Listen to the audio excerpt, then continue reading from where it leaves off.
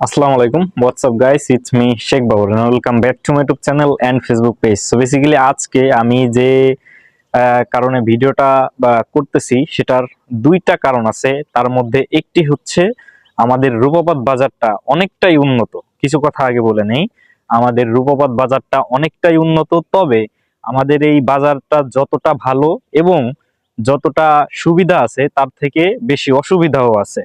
তো অসুবিধার মধ্যে দুইটা জিনিস আমি বেশি লক্ষ্য করছি এবং আমার এলাকার মানুষও লক্ষ্য করছে, বাট কেউই বলে না।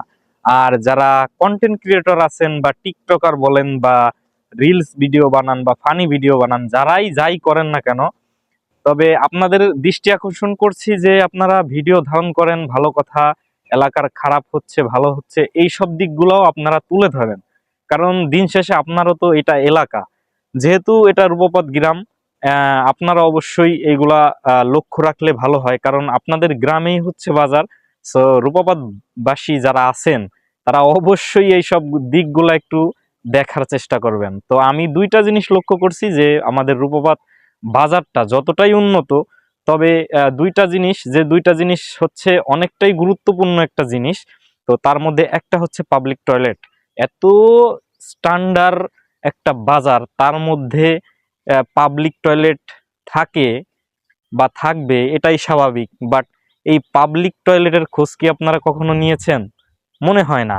আর এখানের যে অবস্থা, এই অবস্থাটা হয়তো বাইরের একজন মানুষ যদি দেখে, হ্যাঁ, মনে করবে যে আসলে এত উন্নত হয়ে কোনো ফায়দা হইল না মনে হয়। কেননা একটা এত ডিজিটাল একটা মানে বাজার, এত সুন্দর একটা বাজার, এত সুযোগ সুবিধা এই বাজারে, তবে এই পাবলিক টয়লেটে এই মানে দুর্ব্যবস্থা, মানে এই অবস্থা দেখলে আসলে মানুষ বলবে যে আসলে উন্নত হয় নাই। সো যাই হোক, আমার দুইটা পয়েন্ট ছিল। একটা পয়েন্ট হচ্ছে পাবলিক টয়লেটটা হচ্ছে, একটা হচ্ছে দুলাল ডাক্তার বসতো আমাদের রূপপথ বাজারে, খালাসিদের বিল্ডিং আছে, বা আপনারা যারা চেনেন তৌফিক কাকা, তিনি মারা গিয়েছেন বিগত কয়েক বছর হয়েছে, আল্লাহ তাকে জান্নাতুল ফেরদাউস নসিব করুক। তিনি অনেক ভালো একটা লোক ছিলেন।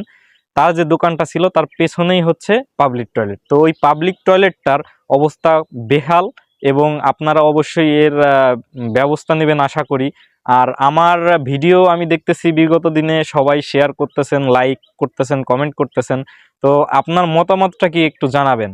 কারণ হচ্ছে আমাদের এই বাজারে পাবলিক টয়লেট হচ্ছে দুইটা, একটা হচ্ছে তৌফিক কাকার দোকানের পিছনে, আর একটা হচ্ছে মাছ বাজারের পেছনে। তো এই দুইটারই বেহাল অবস্থা। আমি বিগত কয়েক বছর ধরে আমি চেয়েছিলাম যে ভিডিওটা বানাবো, তবে বানানো হচ্ছে না। তবে যেহেতু রূপপথ বাজার নিয়ে একটু নাড়াচাড়া দিয়েছি, সেহেতু অসুবিধা এবং সুবিধা সব কথাই আমি বলবো ইনশাল্লাহ। সুবিধার কথা যেহেতু বলেছি, তো অসুবিধার কথাও তুলে ধরার চেষ্টা করব। সো পাবলিক টয়লেটটা, আরেকটা হচ্ছে যেহেতু এখন হচ্ছে বর্ষাকাল, হ্যাঁ বর্ষাকাল চলে আসছে, সো পানির রাস্তায় এই যে বাজারে আপনার পানি যে পরিমাণে বাঁধে ভাই বাজারের মধ্যে, আসলে মনে হয় যে মাগুর মাছ চাষ করা যাবে। এর আগেও হয়তো আমি ভিডিও করেছি, হয়তো অনেকে দেখেছেন অনেকে দেখেন নাই। তবে এই পানি নিষ্কাশনের জন্য অবশ্যই আমাদের এত উন্নত একটা বাজার ভাই, অবশ্যই একটা ড্রেনের দরকার। তো এই সব কাজগুলা কারা করে আমি জানি না, হয়তো কমিটি থাকতে পারে আমাদের বাজারে।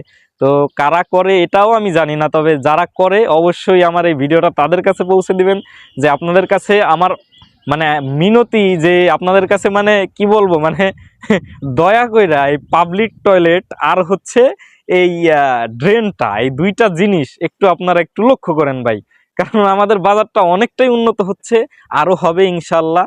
আমিও দোয়া করি যেন আরো ভালো হয়, আরো উন্নত হয়। কিন্তু ভাই এই পাবলিক টয়লেট এবং এই ড্রেনের ব্যবস্থাটা করেন, যেন এই পানি জমে না থাকে, মানুষের যাতায়াতে অনেক কষ্ট হয়।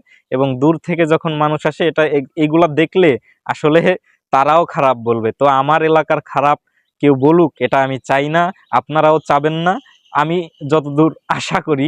তো যাই হোক, আপনার মতামতটাও জানাতে পারেন যে আসলে আমি খারাপ বলেছি না ভুল বলেছি নাকি সঠিক বলেছি, আপনি চাইলে বলতে পারেন। আর এই দুইটা জিনিস একটু আপনারা একটু লক্ষ্য রাখবেন, হ্যাঁ।